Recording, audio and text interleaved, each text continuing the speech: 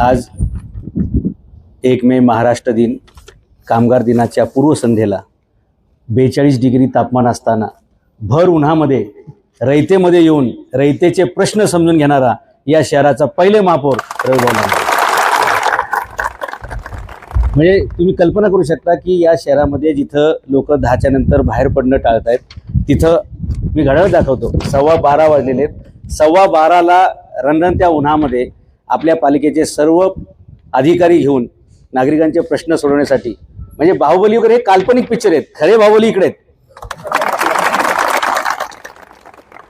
ज्यांनी या उन्हामध्ये येऊन लोकांचे प्रश्न इथं ग्राउंडला येऊन समजून घ्यायचा प्रयत्न केलाय आणि प्रश्न सोडवेल असा शब्द यांच्या डिक्शनरीत नसतो, प्रश्न सोडवणार आणि प्रश्न सोडवलेत म्हणून ते इथपर्यंत आलेले आहेत।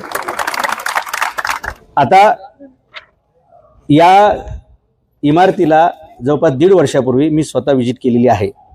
ज्यावेळी इथं प्रशासकीय राजवट होती, प्रचंड लूट चालू होती, त्यावेळी या शहरात लढण्याचं काम मी करत होतो। साहेब, त्याचा हा दुसरा टप्पा आहे। त्यावेळी खूप प्रचंड लूट झाली, ह्या गरिबांचे खूप प्रश्न येतं। आता नागरिकांनी सांगितले तुम्हाला की सध्या जे मेन गेट जिथून आपण आतमध्ये आलो तेच वर खाली आहे, म्हणजे तिथं गाडी उलटी होऊ शकते, माणसंही उलटी होऊ शकतात आणि ते गेट भविष्यात कधीही कोसळू शकतं, पहिल्या पावसात सुद्धा। ए आणि डी बिल्डिंग म्हणजे ABCD चारही बिल्डिंगला तडे गेलेले साहेब। पाण्याची टाकी लोक राहायला यायच्या अगोदरच गळती आहे, म्हणजे उद्या भविष्यात तिथून पाणी मिळणार आहे का मृत्यू मिळणार आहे? कारण ती जर टाकी पडली खाली आणि खाली जर कोण मुलं वगैरे खेळत असतील, 4-5 नागरिक 25 नागरिक मेले, त्याला जबाबदार कोण राहील? वॉल कंपाऊंडचे पैसे एवढे वाचवलेले आहेत की रस्त्यावर आले आणि वॉल कंपाऊंड खाली गेलेले, म्हणजे एवढे सुद्धा बचत करता कामा नये। पार्किंगचे पण प्रश्न येतं, प्रत्येक बिल्डिंगमध्ये तडे येतं, कलरच्या बद्दल प्रॉब्लेम्स आहेत। ते पाईप जे वापरलेले आहेत ड्रेनेजसाठी वापरतो आपण महापौर साहेब, ते समोर बघा फुटलेले, तुम्हाला इथून दिसेल, तिकडे कॅमेरा झूम केलेले चालेल ह्या बिल्डिंगमध्ये।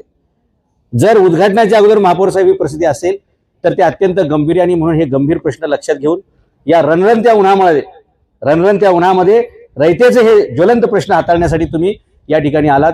हे प्रत्यक्ष तुम्हाला बघितलं साहेब लक्षात येईल की आपल्याला स्ट्रक्चरल ऑडिटची गरजच पडणार नाही, आपल्या डोळ्यात दिसतंय हे स्ट्रक्चरल ऑडिट आहे।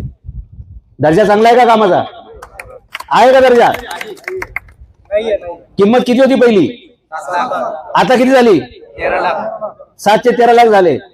बाकीच्या ठिकाणी बांधकामाला 1800 रुपये खर्च येतो, यांना 4200 रुपये आलाय। एवढ्या 4600 रुपये पर स्क्वेअर फूट साहेब, म्हणजे 18-54 तिप्पट खर्च बांधकामावर झाल्याचं दाखवलं जातंय, पण दर्जा मात्र एकदम 1/3 आहे। मी थर्ड क्लास म्हणणार नाही, पण 1/3 आहे अशी नागरिकांची सगळी तक्रार आहे। हा प्रश्न गंभीर आहे, उद्या इथे अपघात होऊ शकतात, नागरिकांच्या जीविताचा लॉस होऊ शकतो, शिवाय साहेब त्यांची आयुष्यातली एकमेव कमाई आहे।